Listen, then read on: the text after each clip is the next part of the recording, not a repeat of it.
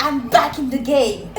Hello, j'espère que tu vas bien. Tu as bien pu constater mon absence. C'est bien évidemment parce que j'étais occupée. Alors aujourd'hui, on va parler de l'installation du peuple baoulé en Côte d'Ivoire, de Abla Pokou, la reine, leader incontesté du peuple baoulé. Celle-là même qui a sacrifié son fils en le jetant dans un fleuve pour libérer son peuple des mains de l'ennemi. Légende. Ce n'est pas vrai. En tout cas, historiquement, ce n'est pas comme ça que les faits se sont passés. On va essayer de voir les choses avec beaucoup plus de réalisme. Alors, assieds-toi 5 minutes parce que ça va commencer.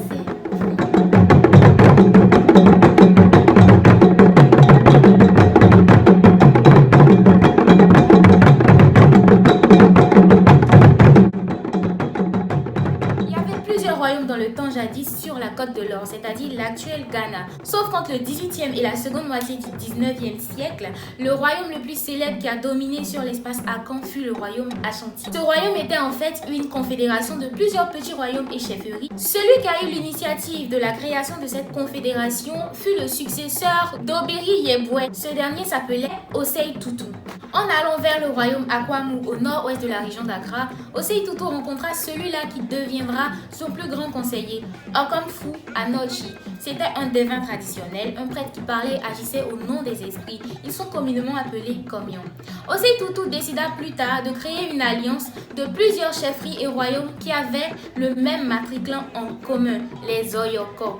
Il tissa donc alliance avec les Asante Mampo, les Ndjouaben, les Adechiminan Yesu, les Amakom et plein d'autres chefferies et royaumes. Ils avaient pour symbole la biche royale, le buffle, la perle, et ceux-là qui refusaient de s'allier avec Osei Tutu, il leur faisait la guerre. Et c'était d'un côté les matriclans Adjouana, Owin, Bodam, Danchira. Eux, ils avaient pour symbole le feu, le chien, pour ne citer que cela. Certains iront et d'autres s'allieront. C'est ainsi que Osei Tutu devint très puissant parce qu'il a réussi à mobiliser à lui seul un nombre important de guerriers. C'est ainsi qu'il appela cette confédération, ce grand royaume, Ashanti. Originellement, Asante, Asa qui signifie guerre et Te qui signifie comprendre. C'était en gros la raison de guerre. Il avait vraiment pour ambition de rassembler un grand nombre de royaumes pour en faire un seul royaume et tout ça à travers la guerre. C'est ainsi que le grand royaume Ashanti était en guerre avec le royaume Aowin, qui eux avaient le soutien logistique de quelques troupes anglaises. Une source racontait qu'à la fin de cette guerre, les Ashanti étaient sortis victorieux. Mais non, ce n'était pas le cas. C'est les Aowin, en parenthèse des Ani, qui avaient gagné cette guerre. Ils avaient réussi à résister et à repousser le royaume Ashanti. Osei Tutu, non content bien évidemment, est reparti une seconde fois en guerre contre les Aowin. Sauf que pendant ce temps, les Danchira qui avaient refusé de tisser alliance avec le royaume Ashanti avaient commencé à attaquer le sud-est de la frontière. Osei Tutu, en tant que bon dirigeant, a dit qu'il ne fallait pas se battre sur deux fronts. Il demanda donc une trêve au royaume Aowin, les Ani, que ces derniers accepta, afin de partir combattre contre les Danchira. C'est sur ce terrain de bataille, royaume Ashanti contre les Danchira, que Osei Tutu trouva la mort dans le fleuve Pra qui emporta son corps en 1717. Pour la succession, il eut une grande mésentente. C'est en ce moment-là que Abla Pokou, une septuagénaire, avait décidé de se révolter parce que son frère Dakon, qui était candidat à Santene, c'est-à-dire roi Ashanti, avait trouvé la mort mystérieusement. Elle se révolta et partit avec certaines personnes qui étaient bien évidemment du côté de Dakon. C'est ainsi que tout ce groupe de contestataires, avec à la tête Abla Pokou, qui seront les futurs baoulés Assabou, ont décidé de quitter le royaume Ashanti. Ils n'étaient pas d'accord sur le nouveau roi en la personne d'Opoku Wale. Elle partit ainsi du royaume avec tout son groupe. Peu de temps après, elle demanda asile aux Zawin, qui étaient adversaires au royaume Ashanti, et ceux-là acceptèrent de leur donner asile. Opoku Wale, désormais successeur de Osei Tutu et second roi du royaume Ashanti, continua la guerre en 1718 de part et d'autre pour continuer à conquérir des terres et des royaumes. Opoku Wale mit donc fin à la trêve et reprit la guerre. Ce n'est qu'en ce moment que les Aowin ont été vaincus, emmenant ainsi les futurs baoulés Assabou à sa tête, Abla Pokou, à fuir. Les Ashanti parlaient la langue Twi. Au départ, les futurs baoulés Assabou étaient Ashanti, donc parlaient bien évidemment la langue Twi. Sauf que, arrivés sur le territoire Ani, ont abandonné la langue Twi pour la langue baoulé qui n'est en fait qu'une dérivée de la langue Ani, vu qu'ils étaient sur le territoire des Aowin.